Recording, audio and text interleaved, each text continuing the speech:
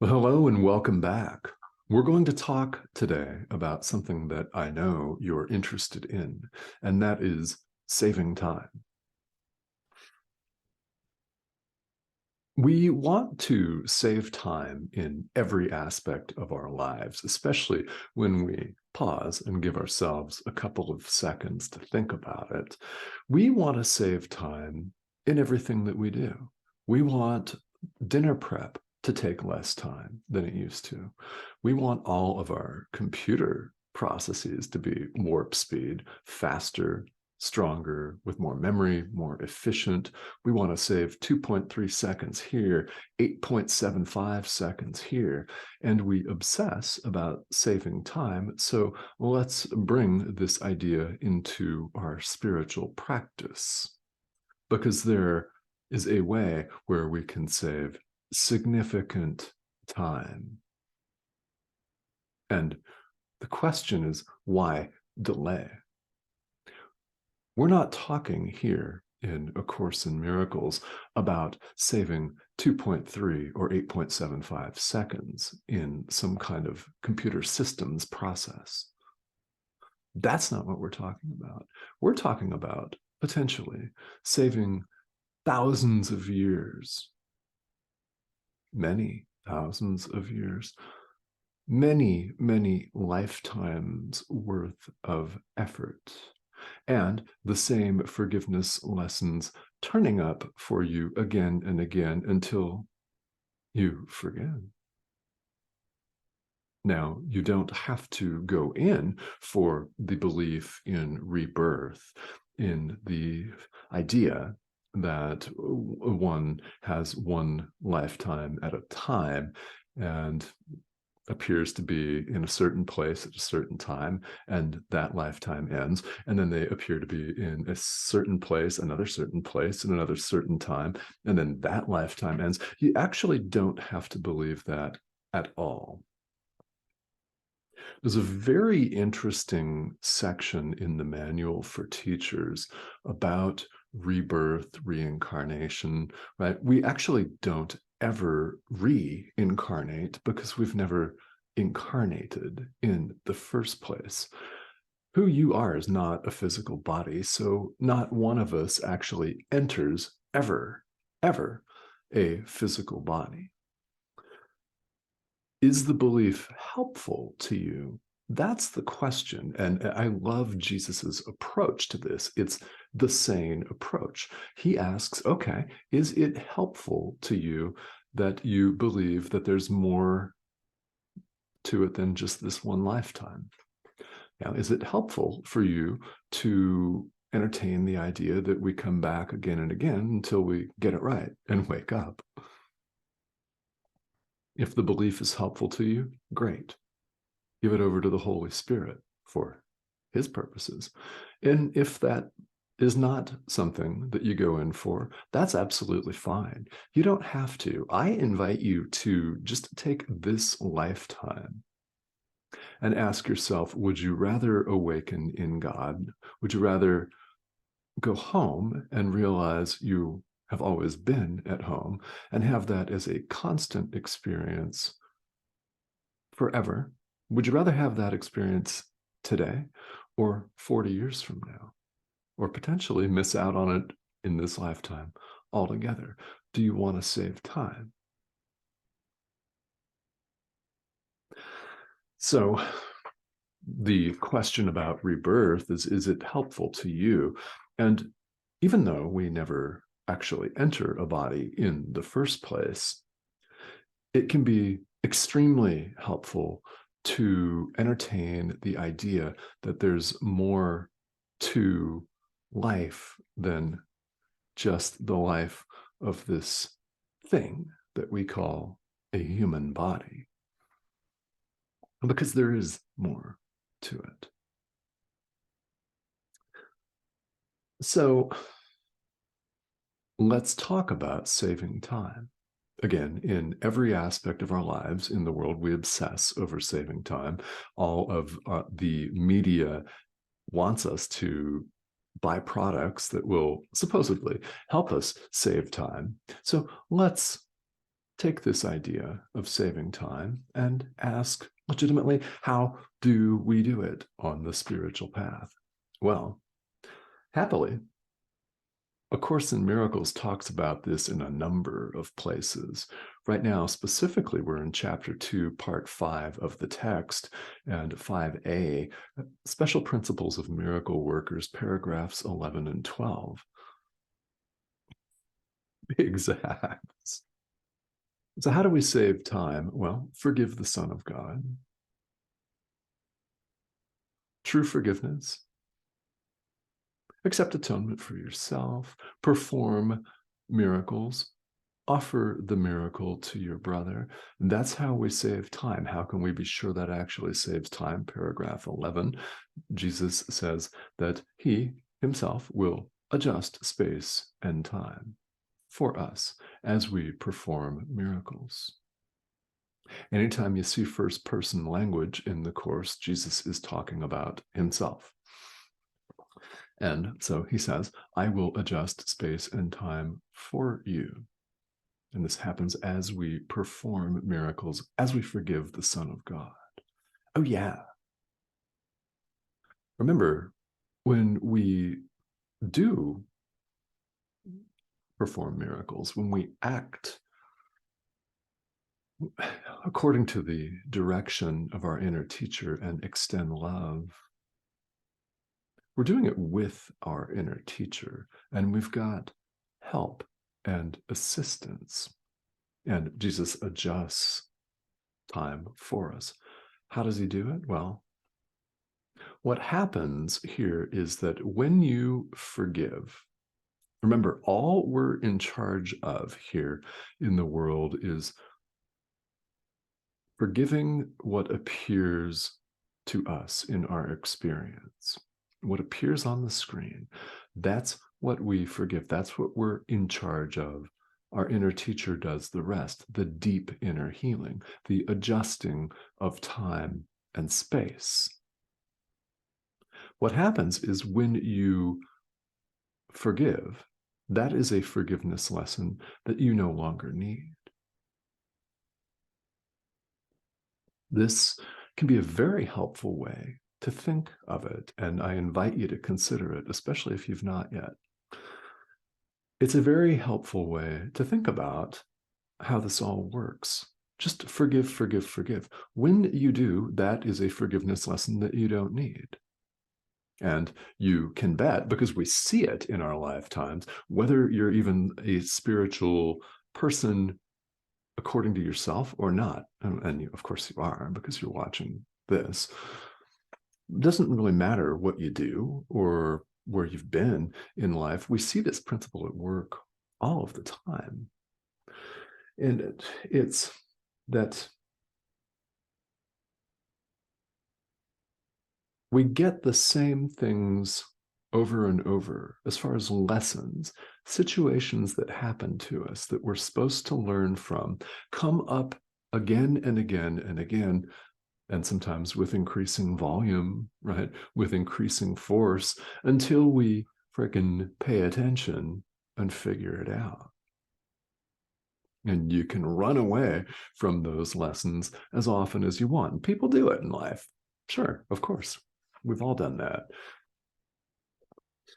But once you take advantage of the opportunity, recognize it for what it is, and learn your forgiveness lesson, that doesn't have to be repeated. Time and space necessarily adjust, because something that's coming up for you today, I don't know what that may be.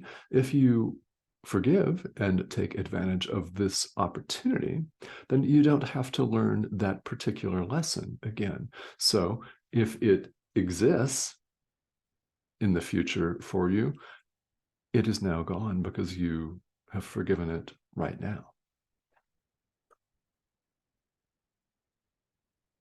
So again, the invitation for all of us is to trust our inner teacher to do this level, this deeper level of healing, unconscious healing, the shortening of time and space. Ours is to forgive what's in front of us, relax and trust in the guidance of our inner teacher. Relax and trust, relax and trust. Yeah. I repeat that one for a reason. We're invited in this course to give our entire experience over to our inner teacher. So, of course, I invite you to do just that. So, let's look at paragraph 12 here. And special principles of a miracle worker. In order to be really, really effective with this, it's very important to understand the difference between creating and making.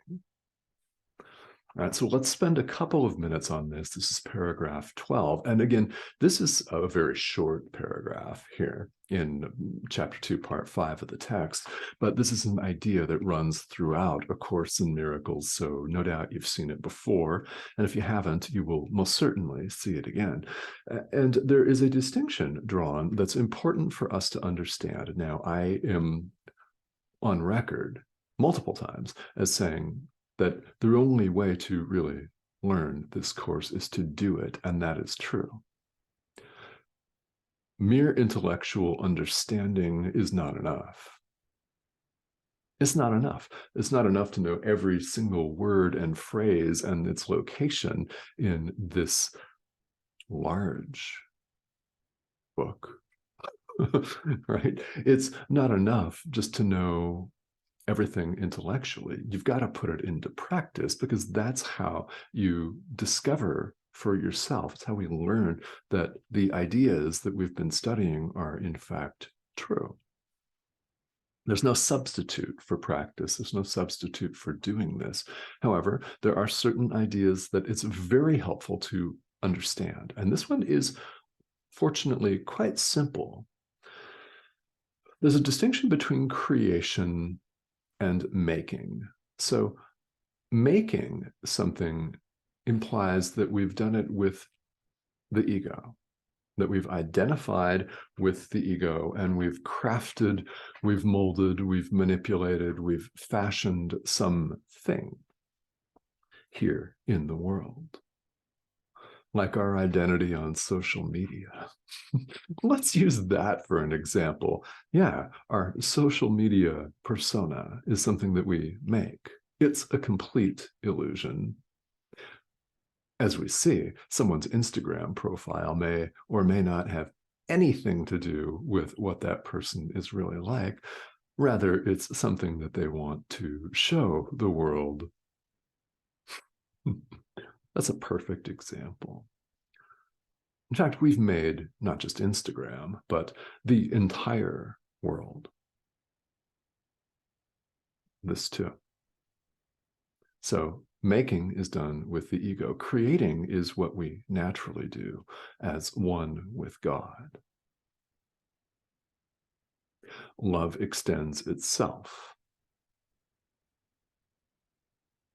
God created us, and we create in the same way as God creates. We're one with him, after all. That's creating.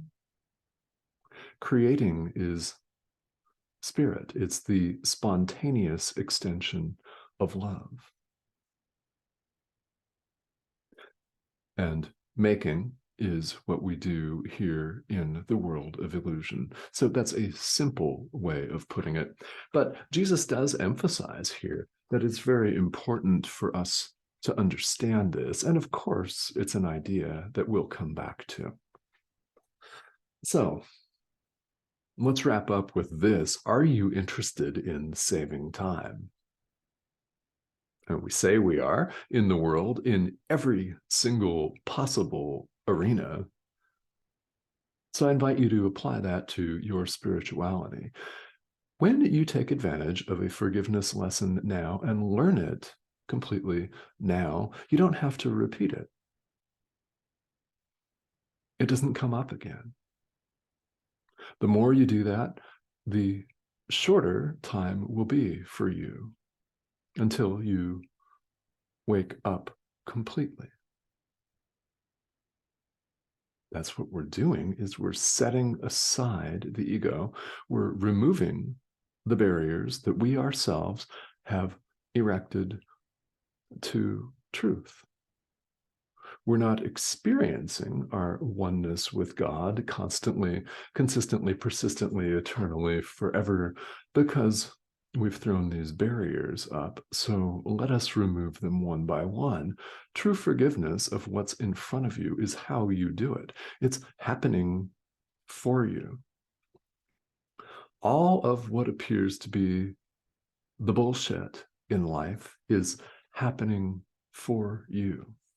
Anything that makes you uncomfortable in any way, angry, sad, depressed, hurt, afraid, name the difficult emotion. Anything that makes you feel that way is an opportunity for forgiveness. And as we all know, acutely, in an average day, there are so many of these opportunities that we cannot even count them. These are happening for us, not to you. You'll recall a very, very famous workbook lesson. I am not a victim of the world I see. So are you playing the victim card? If you are, yeah, I invite you to not. You know when you are. We all do. We know when we're saying, poor me. But none of us is a victim of the world we see. Each and every forgiveness opportunity is a gift. It's a gift. We could choose to see it that way. And I invite you to do just that. And forgive, forgive, forgive, forgive. Oh, yeah. And then the next time that you remember to do it, forgive again. Yeah. Yeah. That's the way we do it. That's how you save time. And you don't have to even know how much time you're saving. Let your inner teacher handle that. That's your inner teacher's job, to handle that. There's very little actually here that we really need to do. Our part is comparatively small. So let's do our part. All right. So the subscription button's right down here. I would love to have you join me. Thank you for all of you who have subscribed recently. It's my aim to deliver several of these talks a week. It's my calling as a teacher and as a student of the course right along with you to share this course as well as my experience with you. So I invite any comments or questions. I'm here to help. I'm here to be a guide. If you've got questions, please don't hesitate to reach out, and comments right here on YouTube are the best way to do that. So thank you, as always, for joining me, and I will talk to you very soon.